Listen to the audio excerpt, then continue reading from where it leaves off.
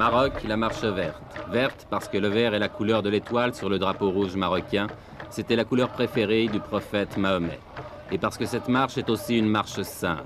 Du moins, c'est ce qu'on leur a dit aux Marocains quand on leur a demandé d'aller récupérer les arpents de sable colonisés par l'Espagne, le Sahara occidental, au cours d'une marche sans précédent dans l'histoire moderne.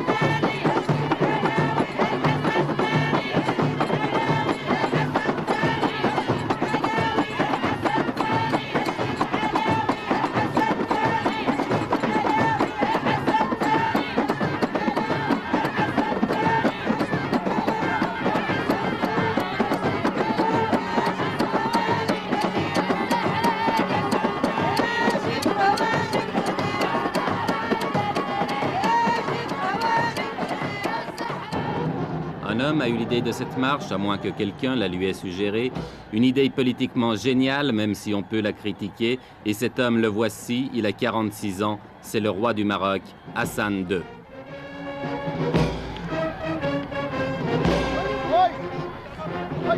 Avec la marche verte, Hassan II espère gagner sur tous les plans, faire oublier les problèmes intérieurs, se réconcilier avec son opposition, même de gauche, et surtout ressouder le peuple marocain dans un immense élan de nationalisme. On dit qu'il joue sa couronne dans cette opération et c'est vrai qu'elle n'est pas sans risque. La tension dans cette région du Maghreb est montée dangereusement et justement, le secrétaire général des Nations Unies, M. Kurt Waldheim, était venu ce jour-là pour en discuter avec le roi.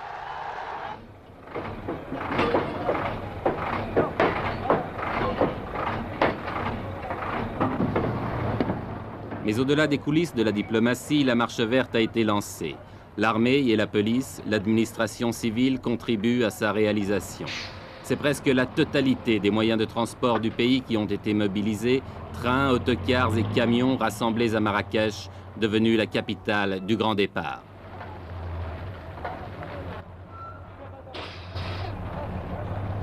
Pourtant, on ne peut s'empêcher de penser que c'est aussi la marche des gueux. La marche des paysans pauvres et illettrés, des chômeurs, des petites gens, de toute cette masse humaine qui obéit docilement à tous les mots d'ordre qui viennent d'en haut.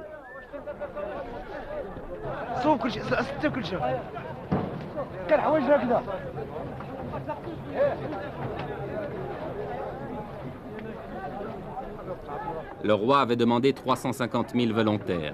Ils ont été presque le double à s'inscrire. Pour beaucoup, c'était l'occasion de faire pour la première fois de leur vie un grand voyage ou de voir la mer, bref, presque des vacances offertes et organisées par Sa Majesté.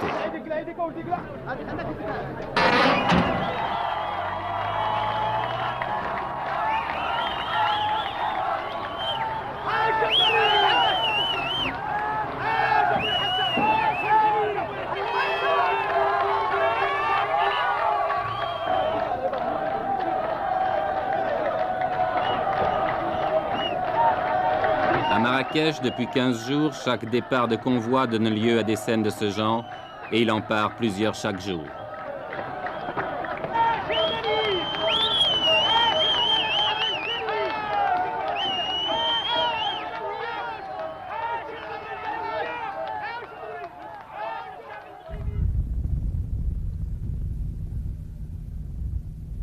Ils sont partis de toutes les régions du pays, de toutes les provinces. Ceux qui venaient du nord ont parcouru plus de 2000 kilomètres, entassés par paquets de 50 sur chaque camion.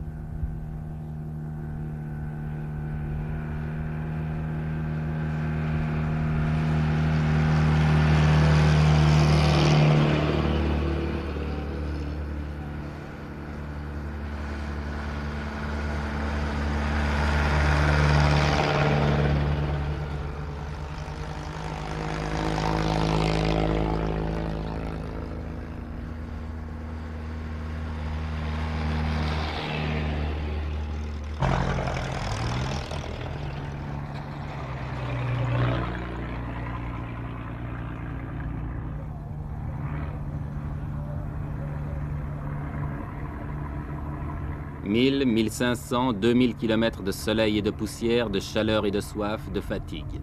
Mais tout a été prévu, sans doute depuis plusieurs mois, malgré le caractère spontané que le Maroc a voulu donner à cette manifestation. Ambulance, ravitaillement, essence, eau. En principe, les participants à la marche ne manqueront de rien. Une question, mais qui restera peut-être toujours sans réponse, quel sera le coût définitif de cette épopée? Avant le désert, un camp de transit a été installé à Agadir qui peut accueillir 30 000 personnes.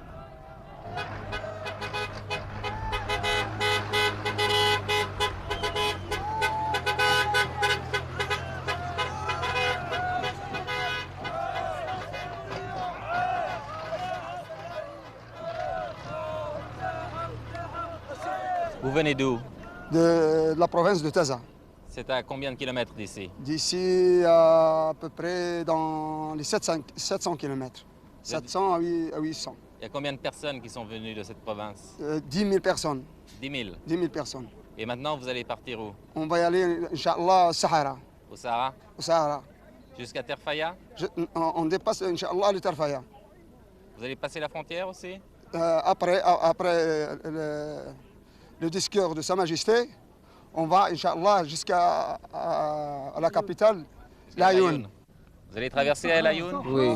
Sahara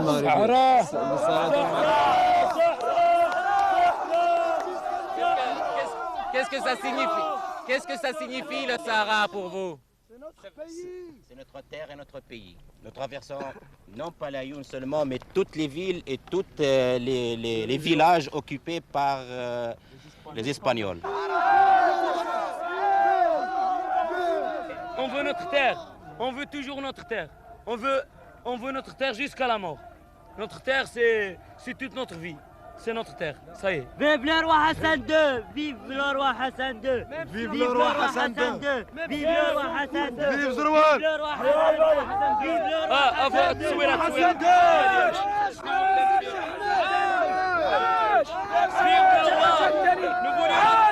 عاش الملك! عاش الملك! عاش الملك! الجهاد الجهاد اصبر يا تخوي البلاد الجهاد الجهاد اصبر يا تخوي البلاد الجهاد الجهاد اصبر يا تخوي البلاد الجهاد الجهاد اصبر يا تخوي البلاد الجهاد الجهاد اصبر يا تخوي البلاد الجهاد الجهاد. Cela fait plus de 2 semaines maintenant que les premiers convois ont pris la route du sud. Plus de 2 semaines de délire qui confine au fanatisme. Plus de 2 semaines que le Maroc vit dans la fièvre. Tout cela pour quelques milliers de tonnes de phosphate, vous demanderez-vous? Non, pas seulement. Tout cela aussi, du moins aux yeux du peuple, au nom du roi et de Dieu, si Dieu le veut, Inch'Allah.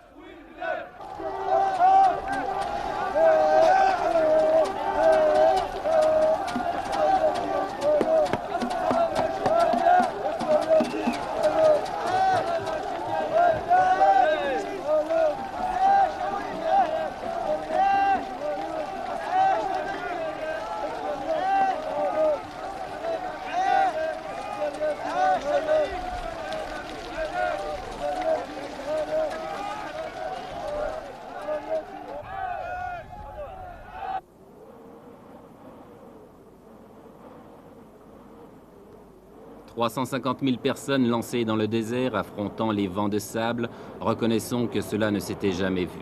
En deçà des considérations politiques qu'elle peut inspirer, la Marche verte offre le spectacle hallucinant d'une nation jetée dans l'aventure.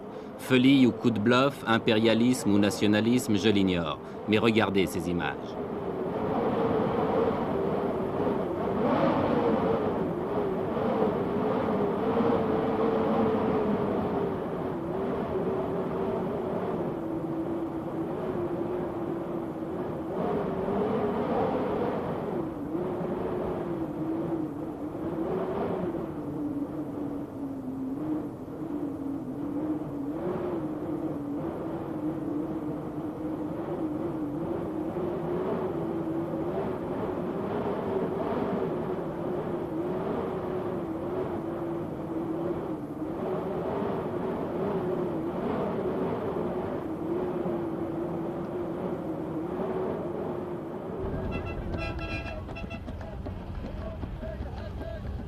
350 000 personnes dans le désert, cela signifie 10 000. Oui, vous avez bien compris, 10 000 camions.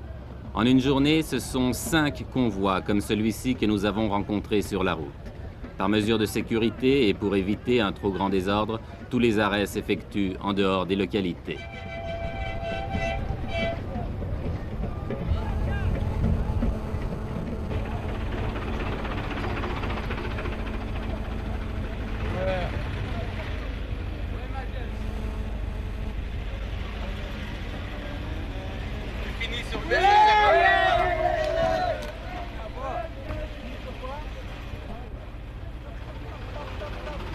Chaque fois que nous dépassons un convoi, nous retrouvons la même atmosphère, une atmosphère de frénésie.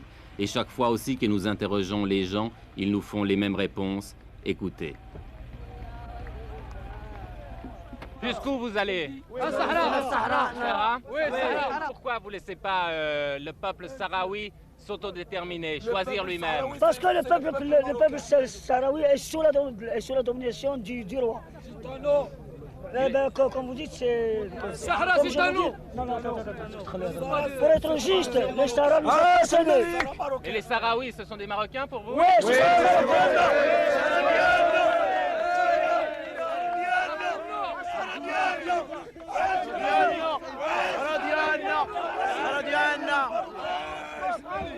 حسن وحسن ده الله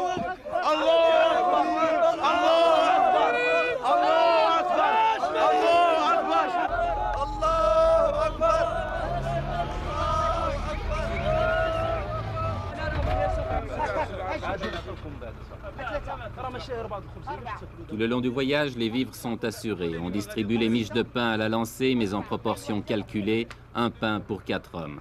Le convoi se ravitaille donc, puis reprend la route.